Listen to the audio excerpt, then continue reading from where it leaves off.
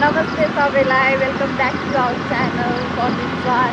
आज हामी चाहिँ के गर्ने धेरै टाढा जाँदैछौँ, धेरै टाढा पनि होइन, धेरै टाढा धेरै नजिक टिक्कावाला बाटो कहाँ जाँदैछ भन्ने हामी थाहा छ। एउटा स्पेसल ठाउँ जाँदैछौँ, हजुरलाई भन्दिनँ नाम मैले।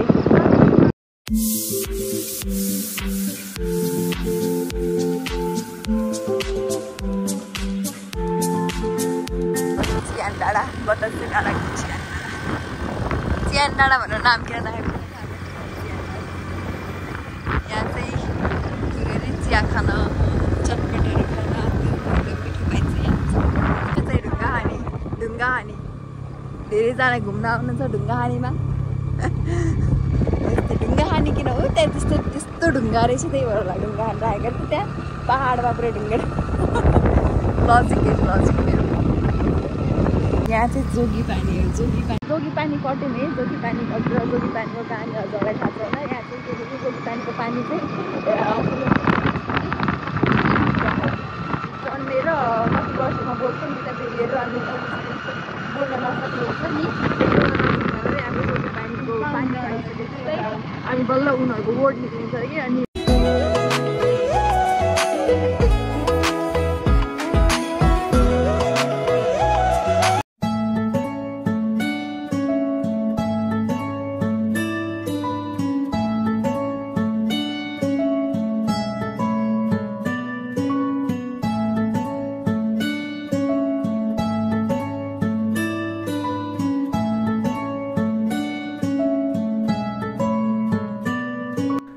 आजकल त हेर्नु पार्किङ पनि यहाँ माथि बनेर रहेछ। यतापट्टि पहिला बेला त त्यहाँ थियो नि त, आजकल यहाँ छ पार्किङ। अनि यहाँबाट हामी पार्किङमा पार्क सुविधा त्यहाँदेखि पार्किङमा पार्क यहाँ माथि बनेर रहेछ पार्किङ। अब हामी हेर्दै जान्छौँ भरिङ चढेर।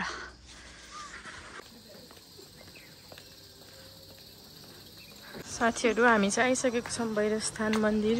यो चाहिँ भैरवस्थानको छिर्ने बित्तिकैमा यो मन्दिर छ। अनि त्यसपछि पुरै भरिङ चढेर माथि मन्दिर पुगिन्छ हामी चाहिँ। अनि बाटोमा धेरै पसलहरू छ जहाँ रोड अनि पूजाको सामग्रीहरू बेच्ने गर्नुहुन्छ।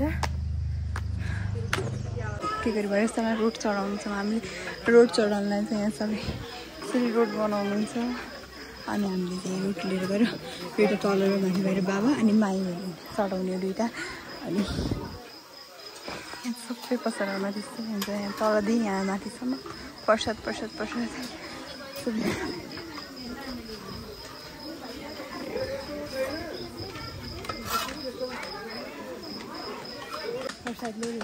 लिएर अब गएर चढाउने चौचिक गर्ने। अनि त्यस्तै गरेर निस्किने हो। यति बेला झन् छिटो पाइयो, अब गएर त्यहाँ कति कुद्नुपर्छ।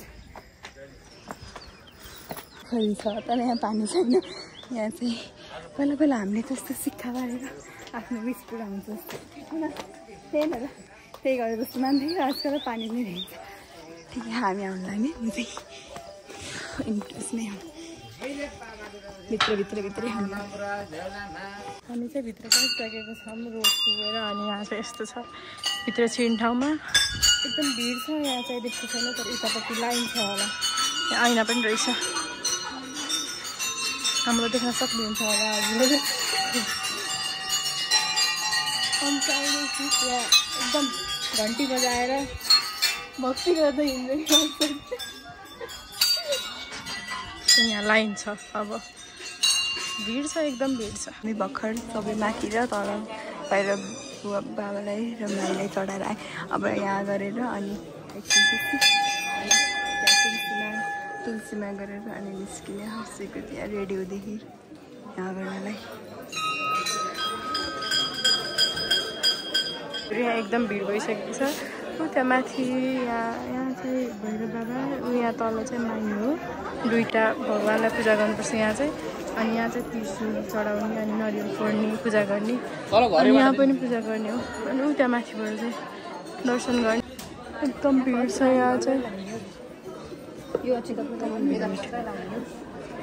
गरेर आइसकेको छौँ। यहाँ चाहिँ एकदमै भिड छ, एकदमै भिड छ।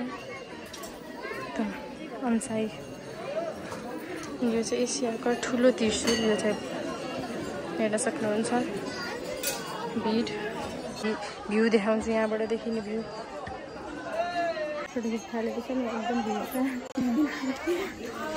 त्यो फोटो खिच्न थालेको छ यहाँको भ्यू हेर्न सक्नुहुन्छ सबैजनाले कस्तो राम्रो छ डाँडा काँडा यहाँ तल चाहिँ के गरे त्यो के जुन त्यो के भन्छ अरे के चढाउन बलि चढाउन आउनुहुन्छ नि उहाँहरूको त्यहाँ तल यहाँ छ नि त्यो यहाँ त काट्ने चाहिँ तिनीहरू काट्ने अनि यताउति गर्ने अनि हाम्रो समृद्धि रेसोर्ट छ यहाँ समृद्धि रेसोर्ट सो नाइस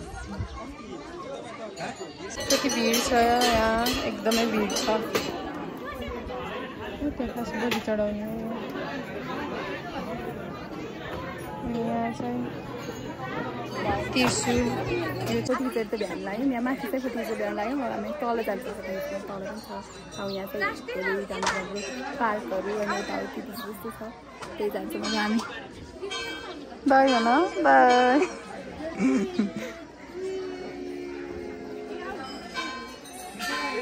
मैले टिका लगाइदिन्छु साथीहरू साथीलाई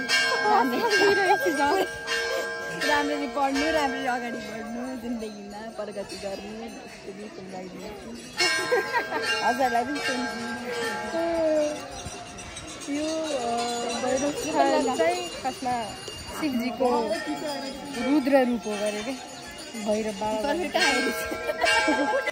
मान्छेहरू चाहिँ यहाँ धेरै जस्तो भक्कल पनि गर्न आउनुहुन्छ भक्कल पनि एकचोटि विस गर्ने मतलब त्यो पुरा भविष्यमा फेरि आउँछु टाइपको क्या अनि त्यस्तो गर्ने अनि त्यस्तो आउनुहुन्छ अनि कोही रोड चढाउँछु मैले भनेर भक्कल दिनुहुन्छ कसैले भने बलि चढाउँछु लिनुहुन्छ त्यस्तो छ अनि दुईचोटि आउँदैछु यहाँ चाहिँ अनि विस पुरा भयो एकचोटि विस माग्नु एकचोटि चाहिँ पुरा भयो भनेर धन्यवाद दिनु भगवान्लाई त्यस्तो भनेर आउँछ खानेर परेवाहरू छन्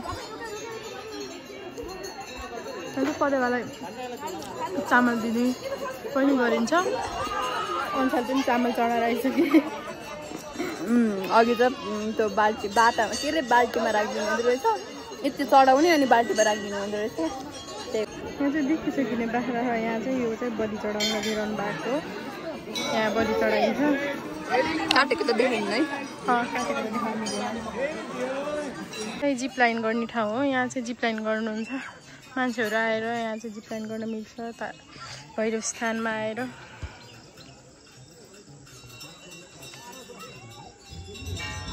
झरिसकेँ घर देखाउँ हिँड्दैछौँ अब घर फर्किने यहाँ यस्तो ठुलोवाला उस पनि हुन्छ ठ्याक्क आएको चाहिँ यत्रो ठुलो रोड पनि हुन्छ यसमा यो चाहिँ पुरै के गरे पुरै यत्रो उसमा क्या यत्रो ठुलो चढाउने हुन्छ